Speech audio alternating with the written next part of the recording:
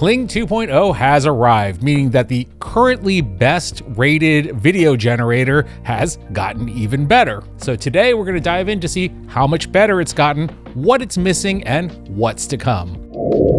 So yeah, Kling has officially entered its 2.0 era, and they are definitely keeping the heat on, considering that, on 2.0's release day, the 1.6 model is still holding the top spot on the leaderboard as the best image to video model. And on the text to video side, it's actually only in second place to Google's Veo 2. But that's the 1.6 model, so let's see how the 2.0 version fares. So first off, I definitely do have to say that the new 2.0 model has definitely made a jump up in terms of overall fidelity and prompt coherence. On the image to video side, things definitely do stay very consistent with whatever your input image is.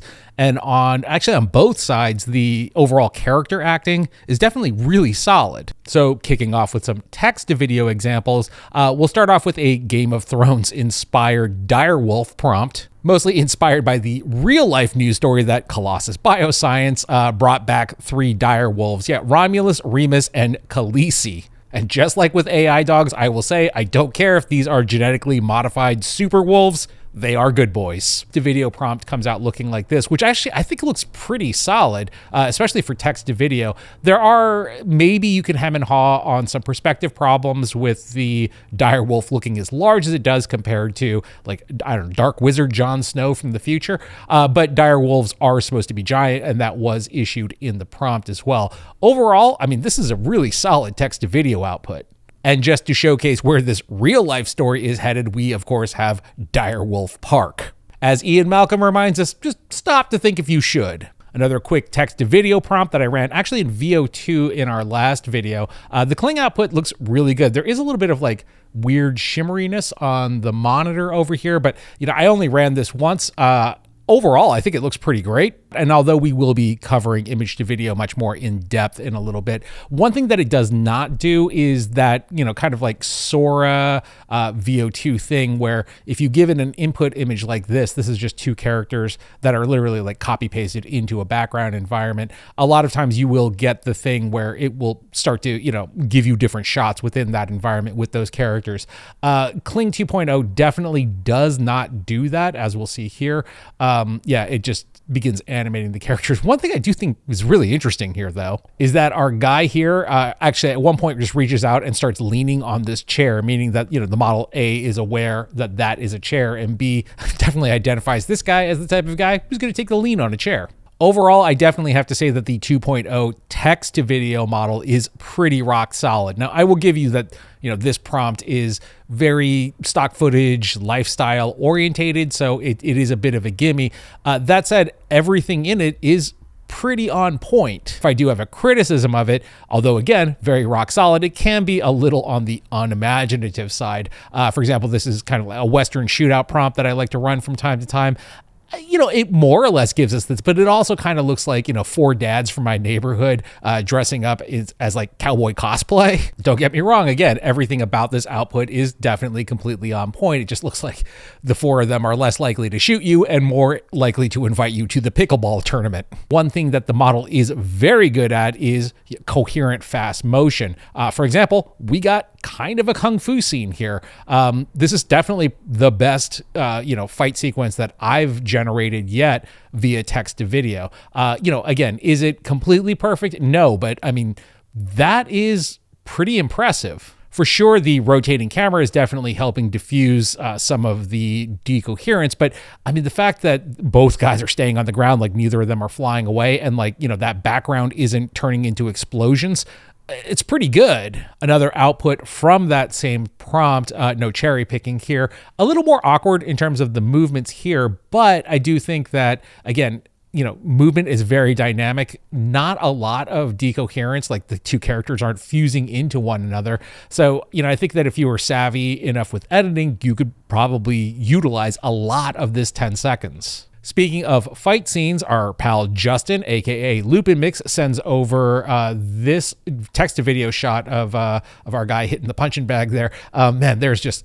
sweat spraying off this guy. There's definitely a reason that nobody in the gym is around this guy right now. That said, as much as this disturbs me, I gotta say, like, from the physics standpoint, though, the bag is reacting to our guy's punches. So, pretty solid. Justin also sent over this output of this guy very inappropriately dressed for this blizzard. I would be dead already. This looks really great. Lots of really nice camera movement in this one. Rounding out the Justin collection, we have this shot of this woman who is clearly learning that you should not eat Taco Bell at the office for lunch. That said, really impressed with the running here. We're going to take a deeper look at, walk cycles and running when we get to the image to video section. This model is doing a very good job with that. Overall, I do have to say on the text to video side, Kling 2.0 definitely gives VO2 a run for its money. I mean, honestly, considering how much VO2 costs, I think that alone kind of edges Kling 2.0 over to the W side. We can, of course, generate in 5 to 10 second intervals, aspect ratios of 16:9, 9:16, and 1:1. And of course, if you are part of the Premiere plan, you can generate more than one output at a time. Video outputs are at 720 currently, though I have been told that 1080 is on its way. Now, currently, we do not have any kind of camera control options within the prompting, but I do have to say that the model is very responsive to not only camera movement callouts, but even lens choices. For example, here where we call out for an 85mm lens, creating a shallow depth of field and kind of an orbiting motion. Although I did just notice we have like a little bit of a wonky pole sitting here. Oh, that's interesting. The pole is consistently wonky, at least. So there's that, I guess. But again, as we can see here, it definitely follows the instructions of the camera movement along with the lens type. And then swapping out the 85 to a 20mm, we end up with, this much wider shot. Again, same movement, definitely does pay attention to the called out of the wider angle lens here, though. I mean, as always, somebody's going to point out that that may not exactly be a 20mm lens, nor may that exactly be an 85mm lens. The point being is that it kind of gets the ballpark of what you're looking for. Now, on the image to video side, which I know most of you are probably more interested in, I should probably note that Kling has updated Kolors, which is their image model to a 2.0 version as well. To be honest, I actually haven't spent a ton of time with Kolors. I probably should at some point or another, because I mean, it is a pretty decent looking model here. So maybe we'll do an ultimate Kling tutorial video at some point or another, give me some time to like really deep dive into this side of the platform. I do have to say that the image to video is pretty solid though. Let's take a look at a 30-second piece that I slapped together this morning, sort of an old school Sci-Fi channel TV show kind of vibe.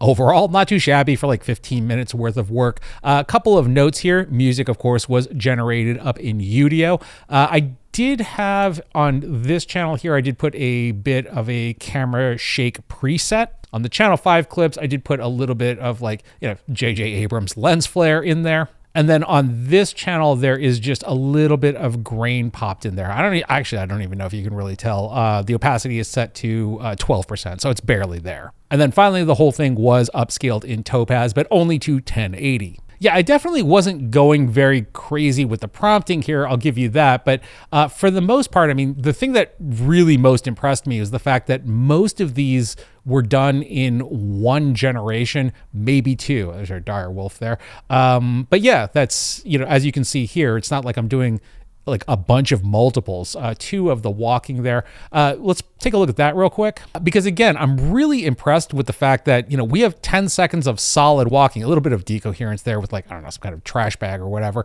But, obviously the focus of the shot is the feet walking, and I mean, that is a very solid feet walking cycle. We're not getting a lot of stutter step in there. In fact, it's actually reacting to things like puddles in the mud. You will occasionally run into, backwards flying spaceships. I haven't seen too many backwards walking people though. But even then, this is a simple enough fix. You run it in reverse. Stylistically, the model definitely seems to generate based off of your input image. I did not give this a prompt here, and honestly, Kling went a little bit nuts with these like floating platforms. Again, I didn't prompt for anything, so it was like, I want to put floating platforms everywhere, and so be it.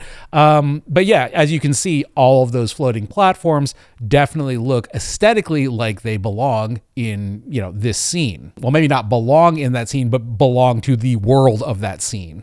Another example of that with this like kind of 60s Vogue inspired shot.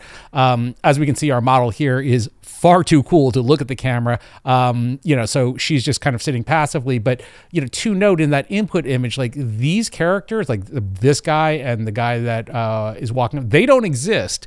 Yet contextually, they look like they belong in this scene. Rounding out a few last tests, here is one for the We're So Cooked AI Girlfriends crowd. All of this looks really good.